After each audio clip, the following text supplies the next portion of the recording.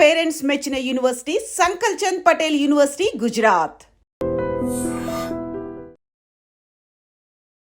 వాగర్థవివ సంపృక్తౌ వాగర్థ ప్రతిపత్తయే జగతః పితరౌ వందే పార్వతీ పరమేశ్వరౌ. ఆదిత్యాయ చ సోమాయ మంగళాయ బుధాయ చ గురుశుక్రశనిభ్యశ్చ రాహవే కేతవే నమః. శృంగేరి జగద్గురు పీఠాధిపతులకి, కంచి పీఠాధిపతులకి నమస్కారములు తెలియజేసుకుంటూ కార్యక్రమాన్ని ప్రారంభిద్దాం. వీక్షించేటువంటి ఐడ్రీమ్ ప్రేక్షకులకి ఈ యొక్క పరాభవనామ సంవత్సరంలో ఈ జూలై 5వ తారీఖు నుంచి 15వ తారీఖు వరకు 12 రాశులలో జన్మించినటువంటి వారికి ఏ విధంగా ఉండబోతుంది క్లుప్తంగా తెలియచేసుకునే ప్రయత్నం చేద్దాం. ముఖ్యంగా ఎన్నో అద్భుతాలతో కూడుకున్నటువంటి ఒక గొప్ప విషయాన్ని మీకోసమే తెలియచేస్తున్నాను. ఎందుకంటే ఇప్పుడున్నటువంటి అవకాశం మిస్ చేసుకున్నామా, మళ్ళీ 2053లో అటువంటి రోజు మనకు దొరుకుతుంది. ఆ 2053లో మిస్ చేసుకుంటే 2070లో మనకు దొరుకుతుంది. కాబట్టి వీక్షించేటువంటి ప్రేక్షకుల్లో ఈ 2053 వరకు ఎంతమంది మనం వచ్చే రోజున చూడగలుగుతాం, 2070లో వచ్చే రోజున చూడగలుగుతాం. కాబట్టి ఈ 2026 సంవత్సరంలో ఈ నెలలోనే జూలై మంత్లోనే ఒక అద్భుతమైనటువంటి సమస్త దోషాలని తొలగించి జాతకరీత్యా అపారమైనటువంటి శివానుగ్రహాన్ని ప్రసాదించే ఒక గొప్ప రోజు గురించి ఇందులో తెలియచేసుకుందాం. ఇక ఆలస్యం చేయకుండా రాశి ఫలాల్లోకి వెళ్ళిపోదామా. జూలై 5వ తారీఖు నుంచి 15వ తారీఖు వరకు సింహరాశిలో జన్మించినటువంటి వారికి ఏ విధంగా ఉండబోతుందో తెలుసుకునే ప్రయత్నం చేద్దాం. ప్రధానంగా రాశిలోనే శుక్ర సంచారము ఇది ప్రధానంగా బలాన్ని చేకూరుస్తుంది సింహరాశి వారికి. జీవిత భాగస్వామి మధ్య ఉన్నటువంటి పొరపచ్చాలు కానీ, చిన్న చిన్న ఎన్ని ఇబ్బందులు వచ్చినా కుటుంబ సభ్యుల మధ్య వచ్చేటివి మాటలు అవి కూర్చొని సర్దుబాటు చేసుకోగలిగితే పోతాయి. ప్రేమికుల మధ్య పొరపచ్చాలు కానీ ఏదైనా కానీ, లేదా ఎవరితో కలిసి మనం పని చేస్తున్నామో వాళ్ళతో వచ్చేటువంటి ఇబ్బందులు కూడా మాట్లాడుకుంటే సర్దుబాటు జరిగిపోతాయి. అందరినీ బాధ పెట్టే అంశము అష్టమ శని ప్రభావం. ఇది సాధారణంగా సింహరాశి వారికి కాస్త ఇబ్బంది కలిగించేటువంటి మాటే కానీ చాలా మటుకు మిగతా గ్రహాల యొక్క ప్రభావం అనుకూలంగా ఉంది. ఇక ఇందులో ప్రధానంగా మనం చెప్పుకోదగినటువంటిది చేస్తున్నటువంటి వృత్తి ఉద్యోగ వ్యాపారాల్లో అనుకూలత పెరుగుతుంది. నిరుద్యోగస్తులు చక్కగా ఉద్యోగం లభించే అవకాశం గోచరమవుతుంది. కాబట్టి ప్రయత్నం చేయండి. ఆల్రెడీ ఉద్యోగం చేస్తున్న వాళ్ళకి ప్రమోషన్లు కానీ, లేదా వేరే సంస్థల్లో ప్రమోషన్లతో కూడుకున్న బదిలీలు కానీ జరిగే అవకాశం ఎక్కువగా ఉంది. అన్నిటికంటే ప్రధానంగా వ్యాపారాలు పెట్టుబడులకి అనుకూలమైనటువంటి సమయం. అనుకున్న విధంగా మీరు రిటర్న్స్ కూడా పొందేటువంటి అవకాశము ఎక్కువగా గోచరమవుతుంది. ఇక ప్రధానంగా ఈ సింహరాశి వారికి దశమ కేంద్రంలో దిగ్బలుడైనటువంటి కుజగ్రహ ప్రభావము చాలా యోగవంతంగా ఉంటుంది. రాశిని వీక్షించడము, చతుర్థ స్థానాన్ని వీక్షించడము, పంచమ స్థానాన్ని వీక్షించడం. ప్రధానంగా కుజుడు ఈ యొక్క ప్రభావం వలన, కుజుని యొక్క ప్రభావం రాశి మీద వీక్షణ ఉంటుంది. దీనివల్ల స్పీడ్ డెసిషన్స్ తీసుకునే అవకాశాలు, లేదా తీసుకున్న నిర్ణయం మీద నిలబడేటువంటి స్థితి, మానసిక ధైర్యము, ఎంత ఇబ్బందులు వచ్చినా నిలబడి తట్టుకోగలిగేటువంటి శక్తి ఈ యొక్క కుజగ్రహ సంచార ప్రభావం వలన కలగబోతుంది. గృహంలో కొన్ని మార్పులు చేర్పులు జరిగే అవకాశం ఉంటుంది. జాగ్రత్తలు పాటించాలి. వాహనాన్ని నడిపేటప్పుడు జాగ్రత్తలు పాటించాలి. గృహ కొనుగోలు కానీ, గృహాల మార్పు కానీ ఈ యొక్క సింహరాశిలో జన్మించినటువంటి వారికి మార్పు ఉండబోతుంది.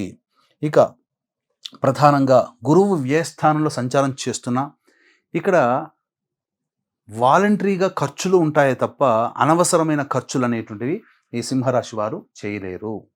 ఇక రాశిలోనే కేతుగ్రహ సంచారము, సప్తమ మందు రాహు సంచార ప్రభావం. ఇది వెరసి శని ప్రభావము ప్రధానంగా దశమ కేంద్రమందు, అలాగే కుజుని మీద దృష్టి మరియు కుటుంబ స్థానం మీద దృష్టి, ఇటువంటి ఉన్నటువంటి కారణం చేత ఆర్థిక పరంగా కొన్ని ఇబ్బందులు ఎదుర్కొన్నా, అంటే బుధుడు ఆర్థిక పరంగా లావాదేవీల విషయంలో యోగాన్ని కలగచేస్తాడు. అనగా లాభం అనేటువంటిది ఉంటుంది.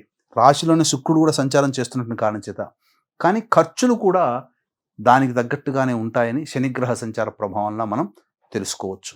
అయితే ఇక్కడ గమనించాల్సిన అంశం ఏంటంటే వివాహం కాని అబ్బాయిలకి అమ్మాయిలకి వివాహం నిశ్చయమయ్యే అవకాశం ఉంటుంది. విద్యార్థులు మాత్రం బాగా కష్టపడితే తప్ప ఫలితాలు పొందలేనటువంటి పరిస్థితి.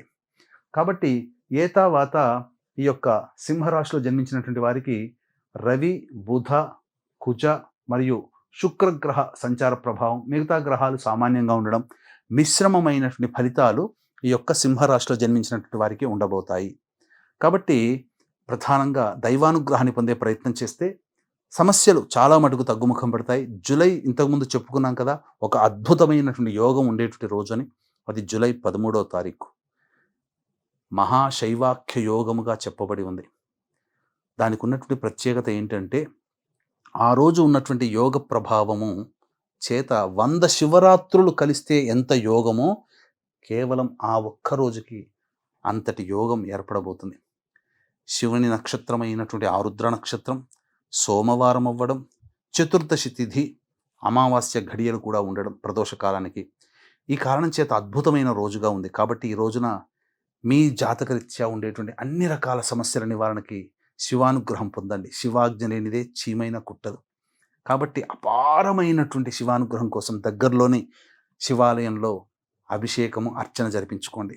దీన్ని దృష్టిలో పెట్టుకుని మంచి మంచి రోజులు వచ్చినప్పుడు అందరికీ మంచి జరిపించాలి, మంచి జరగాలనే సదుద్దేశంతో మన పీఠం ఆధ్వర్యంలో జూలై 13వ తేదీన సాయంకాలం 4 గంటలకి అరుణాచల క్షేత్రంలో కానీ, శ్రీకాళహస్తీశ్వర క్షేత్రంలో కానీ మీ జాతకరీత్యా కలుగు విద్య, వివాహ, ఉద్యోగ, దాంపత్య, అనారోగ్య సమస్యల నివారణకి, అలాగే మేష, మిథున, కర్కాటక, సింహ, కన్య, వృశ్చిక, ధనస్సు, కుంభ, మీన రాశిలో జన్మించినటువంటి వారికి శనిదోష నివారణ పూజలు, ఆరోగ్యం కోసం మృత్యుంజయ హోమం, కష్టాలు, సమస్యల నివారణకి సుదర్శన హోమం, ఆర్థిక వ్యాపార అభివృద్ధికి, ధనప్రాప్తికి లక్ష్మీ హోమంతో పాటుగా మీకు నవగ్రహాల యొక్క అనుగ్రహం సంపూర్ణంగా కలగాలనే సదుద్దేశంతో నవగ్రహ పాశుపత హోమం అనేటువంటిది అమృత ఘడియలు ఆ రోజు ఉన్నటువంటి సమయంలో మనం చేస్తున్నాం. కాబట్టి మధ్యాహ్నం 3 గంటల లోపల మీ గోత్రనామాలు నమోదు చేసుకునే ప్రయత్నం చేయండి.